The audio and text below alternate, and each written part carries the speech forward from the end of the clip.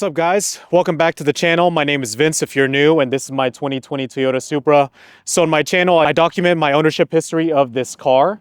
So as of today, the recording of this video, November 27th, 2023, I have crossed the 3-year ownership mark of this car. The chassis, as it sits right now, has over 61,000 miles. So you might be thinking to yourself, damn, that's a lot of miles. It definitely is. So I want to walk you guys through my ownership experience. I do have other recap videos of my ownership in my channel. So if you guys are wondering what my thoughts were like at that point in time, definitely check out my previous videos. But in this video, I'm going to go over the reason why I bought it, go over the current mods that are on this car, go over the maintenance of this car, how it's been like, the issues that I've had. So as much as I love this car, obviously I had my fair share of issues, and I'll go over that. The pros and cons, I'm going to kind of fly by that relatively quickly because I've discussed that pretty in depth with my other videos, depending on whatever topic I'm discussing in that particular video. So like I said, this car has over 61,000 miles. So whenever I first bought this car, it had 6,200, a little over 6,200 miles. So in my ownership, I've put over 55,000 miles on this car myself. And whenever I first bought it, it had just a downpipe, exhaust, and a 91 BM3 tune. So around that power level, you're looking around like 450 to 470 wheel. So still makes for a very fun street car. But as time went on, as the years passed, as I've seen what the platform was capable of course, that quickly changed with the mods that I started putting on it. There's other videos where I discuss my experience with each power level. I'll link that in the description below so you guys can see what that's like. I do my best to really enjoy this car. I know that a lot of people might buy this car because they want a fun weekend car, but as you can tell with the miles that are on my particular example, I daily drive it. I'm going to continue daily driving it as much as I can because, hey, that's why I bought this car. I remember telling the previous owner, when I buy this, I'm going to drive the crap out of it and I'm going to enjoy it and document it every step of the way. So if you're a longtime subscriber of mine, thank you for the support. So let's go ahead and jump into this car. I'm going to go ahead and pop the hood and then we will discuss what the ownership experience is like. All right. So let's jump right into it, but first let's cover why I bought this car. So I really wanted something more modern, for sure. Something that had CarPlay, AC, heater works, it was comfortable, it didn't have any weird rattles or noises, because if you come from a Subaru, you already know that that is something to be expected. Kind of got tired of that. Definitely wanted something that was different than what I was used to. I was used to 4 cylinders.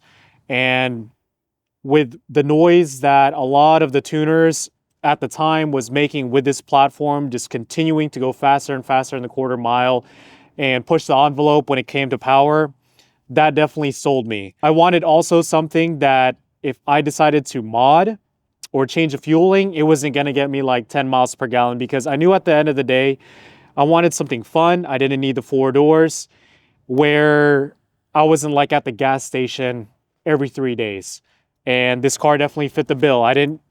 It was just mainly me at the time. If I didn't take any other passengers with me, it was kind of a waste of space. So I definitely went with a 2-door car. So that was the reason that I bought it. I'm not going to go over my mod history of this car because I actually have a video where I discuss that pretty in depth and with the experience and power level where like what you should expect with those mods.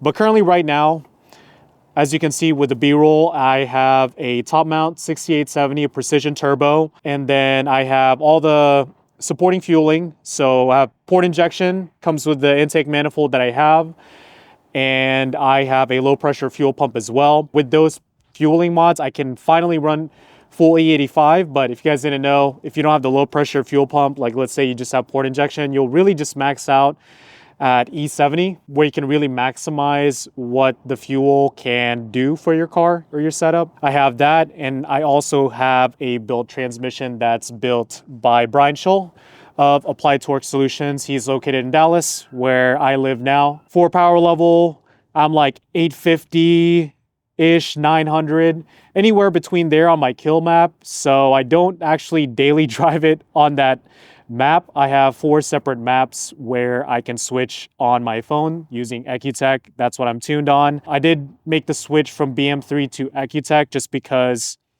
at the time, the capabilities and the parameters that the tuners could track, it was more available on Ecutech, but I know in the past 3 years, a lot has changed.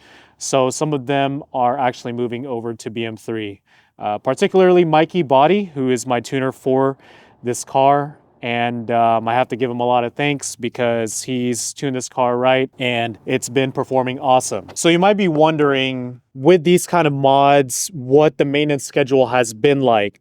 So honestly, nothing really out of the ordinary. So for my oil changes, I change it every 5,000 miles. I use Rotella 5W40. So shout out to all of the Subaru owners who like to use Rotella. That's what I use on this car. No problems. I have no problems with oil burning or anything. Every time I change the oil, it has been great. I haven't sent it out to Blackstone, but I perused some of the BMW forums and a lot of N54, N55 guys, they actually use Rotella. They sent out their samples to Blackstone, and from the posts that I found, they actually came back with great results. So I saw no need to really like mix it up. But if you're not going to use that, I would suggest Motul. Had experience with that. Great oil or AmSoil if you guys so choose. For brake pads, because this car has brake wear sensors, it's going to tell you when to start being aware of replacing the brake pads. So I just changed mine maybe, I don't even know. I changed my rear brake pads some time ago, like 8 months ago or so. And then, or maybe even before that. And then my front brake pads, I had to change about four months ago. So still relatively recent. Really easy to change the brake pads actually on this car. That's what I really like about it. For the spark plugs, I just changed mine maybe 10,000 miles ago. So I actually do need to change this here pretty soon, but I am just using OEM spark plugs on this car. I will plan on changing them actually every 10 to 15 to 20,000 miles. Really depends on how hard I'm pushing the car. But since I haven't really been pushing this car, I mean, I've definitely been enjoying it. I would probably just switch it out after like 5,000 miles. For the liquids other than the oil, so the coolant flush and the transmission fluid, diff fluid have not changed yet. I do need to do that sometime here pretty soon. But I did a coolant flush already whenever I installed the turbo kit, just because obviously you are pulling the coolant lines because the stock turbo is oil and water cooled. So of course I had to put whole new coolant in it. For the transmission, whenever I had it rebuilt by Brian Scholl or upgraded, he swapped out the oil, which is AmSoil. That's what he used, and it's been great. So nothing really crazy for the regular maintenance. Honestly, like for a sports car, it's quite tame. So if you guys were intimidated by that fact, really no need to worry about it. It's going to be a huge plus too if you guys work on your cars like I do, because I'm not spending like 120, 150 bucks, whatever crazy number the dealership charges. I just get like 2 jugs of Rotella from my local Walmart, which is like, maybe for those two, it's like 40 bucks. And then I just get the whatever oil filter. You can get them from AutoZone as well. It's like $7 or $8. And then I just change the oil. Really, really easy. There's just a little cover. Then you have a 17 millimeter bolt. You unbolt that. And then the oil filter is like located near the intake manifold, and it's a very, very simple process. If you guys are wondering how that's like, look up a video. There's a lot of people who's created videos about it, but very easy. So you guys might be like thinking that maintaining this car, because it's a BMW powertrain, it's going to be like just an absolute nightmare. It honestly hasn't. I felt like working on my Subarus was more complicated than this car, because all in all, even with all of the mods that I did, outside of course, like the stuff that I didn't have tools for, it's been pretty simple. So that's been my maintenance schedule. Been honestly pretty great. And I'll keep you guys posted every 6 months of me maintaining this car. Yeah, with the maintenance, let's go over the issues that I've had with this car because it definitely hasn't been perfect. And I'm sure you guys are wondering what has gone wrong with this car. So let's discuss that now. All right, so back of the car, change the angle up. Let's go over the issues that I've had with this car because even though I like to discuss how reliable this platform is, I did run into some issues, but it wasn't anything really major. And some of the stuff that I ran into, you guys might not even have that problem if you decide to just keep your car relatively stock. So let's go over them right now. The first issue that I had was related to a misfire. The reason for that, honestly, was very simple. I didn't change my spark plugs out when I should have. So actually, I ran the stock spark plugs until 40,000 miles. So at that time, I had a pure 800 setup, which is if you're not aware, it's a stock location turbo equivalent to a Precision 6266, which is a 62 millimeter turbo. And of course, I was having misfires, but once I swapped out the plugs, I literally had no problem with the car. And then even to this day, I haven't had any problems with it. Next thing that I had were the brake wear sensors. So like I mentioned in the previous section, usually the system, the car will tell you when to replace your brake pads. For me, what I didn't realize is that once the brake wear sensors are worn down, you actually have to replace them. So what ended up happening was that you get a dashboard notification about it, and then on the center screen, it will tell you to replace the brake pads, and then on the dash, it will say brake in bright red. And it was pretty annoying, but the sensors are pretty cheap. You honestly can get them on eBay for like $20. Coming from cars that didn't have that kind of technology, honestly, it was kind of a surprise. And I didn't even run into that until literally maybe a month ago. So I went almost an entire 3 years not having to replace that. So just be aware of that if you guys were not aware of that sensor wearing down. The next thing that I just want to discuss is related to the turbo install. So I went over this pretty in depth on my top mount, the first video that I did covering the topic after I went top mount. And that was related to a vacuum line that went from my boost controller over to the wastegates. I had them flipped around, and then a wiring issue also due to my user error related to the low pressure fuel pump. But once I got those resolved, I didn't have any problems. And then definitely the thing I would say is an issue that everyone's gonna run into regardless of who you are, regardless of the mods, is rock chips. So my car does not have PPF, and at this mileage, my front bumper and my hood, it's kind of looking rough. So my hood, it's fine. Honestly, if you look at it from afar, like when you guys are looking at the B-roll, it's honestly, you can't even notice it. But whenever you look up close, you definitely can. With a front bumper, completely different story. You can see where the rocks have hit, and then it turned like black or whatever because it kind of chipped through the paint and stuff. But if you guys get a chance, if you guys get your car new, or even if you get it used and it's low miles, first thing you definitely should do is go get it PPF'd so you don't have to deal with taking off the bumper or getting a whole new bumper, getting that resprayed, waiting for the paint to cure, and then having it PPF'd, because that's what I'm gonna have to do. Relatively minor stuff in the bigger scope of things.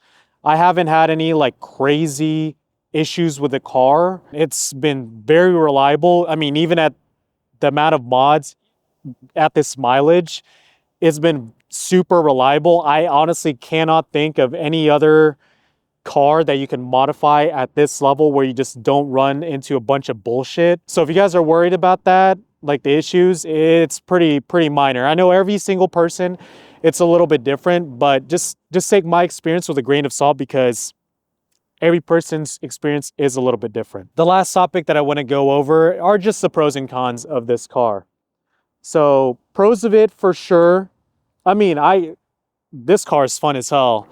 I haven't had this much fun with a car. I know everyone's gonna be saying, oh, automatic, you can't have as much fun with it. I agree. Having a manual is always going to be more fun than an automatic, but it's still very enjoyable for what it is. Every time I park it, I can't stop looking at it.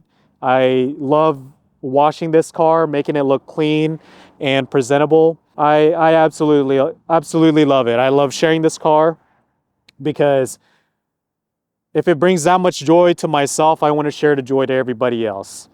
And also, it's been reliable, like I said. I mean, 61,000 miles, being the piss out of it, being modified throughout my entire ownership, and it still whoops ass and will take me to every destination that I'm going to. You can't ask for more. I go over my pros on a couple of other videos, so check it out, but let's go over the cons. So other than the issues, the only other cons is that, like, stuff is just expensive, mainly like the wear items such as the tires. Tires for this car is relatively expensive if you are not used to it. So for example, for the rear tires, I'm running Nitto NT555 R2s, 305, 35, 18s. The rears, I think shipped are about $700, $800. And then the fronts, which are Nitto NT555 G2s, which are high performance summers. They are, the size is 275, 35, 18s. I think last time I checked, they're like $600 for the pair. So all in all, you're almost going to be spending $1,300 on tires. For the rear tires, you're probably going to swap them out every year or so. And then for the front tires, probably every 3 years. It's honestly quite rare just because it's a rear-wheel drive car. And then also one of the other cons would be just with how low my car sits. It's lowered on I Bought lowering springs, if you guys were wondering.